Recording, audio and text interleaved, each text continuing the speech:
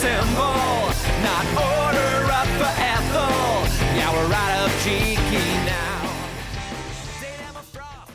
Hey guys, I'm Kavalden. Welcome to another installment of Kavalden's Comic Review. I apologize for the video being a little late this week. Been a little busy right now. I've got something kind of going on tonight with some friends, and I'm here in my apartment, so I'm kind of doing something kind of big. Pretty much since, yeah, I'll just get to say it. First time at my apartment having a party, period. Okay, end of story. Enough of my social life. I have only 3 comics today. Pretty much these are the 3 I wanted to read the most, and these are the only ones I found because I went to a different comic book store. Actually, nice place. I went to, big place. You know, it's up. Okay. Yeah. It's called the Fallout Shelter. It's not my usual. Damn, I dropped that card. It's not my usual spot. I was kind of with a friend on the day I usually go comic shopping, and helping around on a hunt to what was it? To find a hard graphic novel volume of The Walking Dead Volume 1, and it was very hard to find because since the popularity of the television show, I'm probably thinking everybody's scooping up everything on The Walking Dead in comic form. We found it out. It's called the Fallout Shelter, Comics, Games, and Collectibles. Nice little place. They just recently moved. They're at 320 Raventon Avenue, Highland Park, New Jersey. Nice place, you know, especially enough. They got a nice, cool stuff in there. They also have card games events there, too. So if you're into playing Magic or Yu-Gi-Oh! Or Pokemon, whichever you feel, you can go there. So tonight, let me move on to that after I get that little plug out of the way. Tonight, I have, like I said, I have 3 comics. Not my usual bunch, but these were the only 3 that I could find that I wanted. Tonight we have Deadpool Max, number 2. Issue number 6. We have Transformers, Robots in Disguise, number 3 from IDW. And finally tonight we have Batman, The Dark Knight, number 7. Okay, so let's move on to Max. So this is it. Deadpool Max, number 2, issue 6. This is the final installment of the Deadpool Max series. I'm sad to see it go. I was a very big fan of it. I like the art style, the overpowered violence of the books, the sexuality and stuff. Pretty much in this book, the last one brings full circle, and things kind, in a way, have no choice but to go back to normal the way things are, especially in the normal world of Bob and Wade. Surprisingly enough, like I've stated before, this was a Bob, Agent of Hydra book. This story evolved more around him than it did around Deadpool. Mostly Bob being not the Bob we first remember seeing, but more of the cool, suave, and sophisticated Bob who got tangled into a web of deceit, lies, sex, and violence, and espionage, and greed. To, you know, in a way, sort of like pretty much if Bob was Jason Bourne. I know, it sounds stupid, but I'm sorry to see the series goes. To be honest, if I noticed it, but this was, except for the main Deadpool story, this is the last of the Deadpool story arcs in any of other books.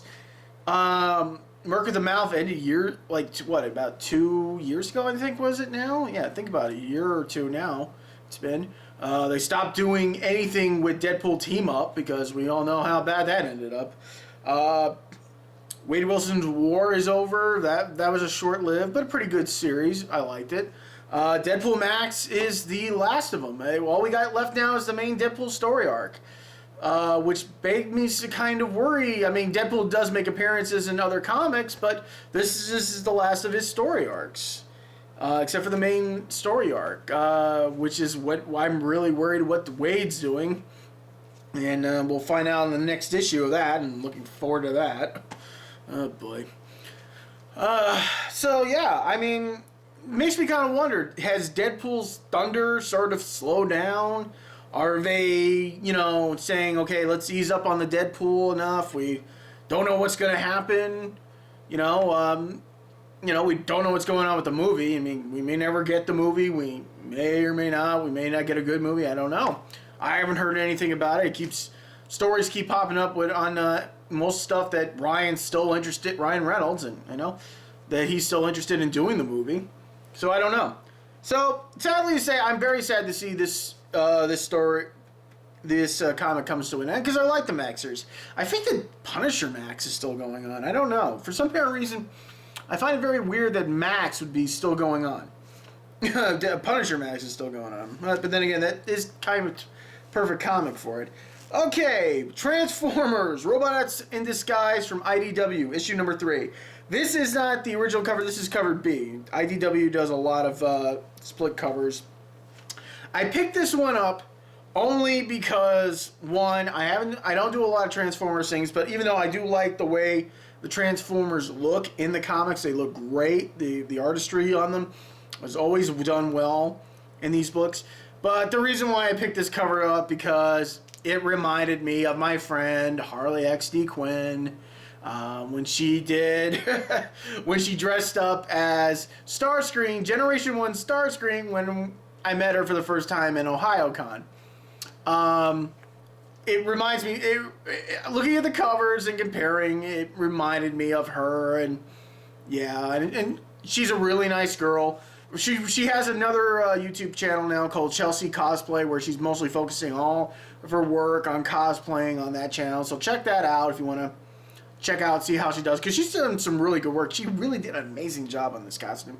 But going back to the comic itself, like I said, it reminded me of her, and I picked it up. Actually, if you look at the cover, it kind of has a bit of a Superman sort of pose to it. He's just missing the cape. But like I said, this story arc is different because the war between the Autobots and Decepticons is over.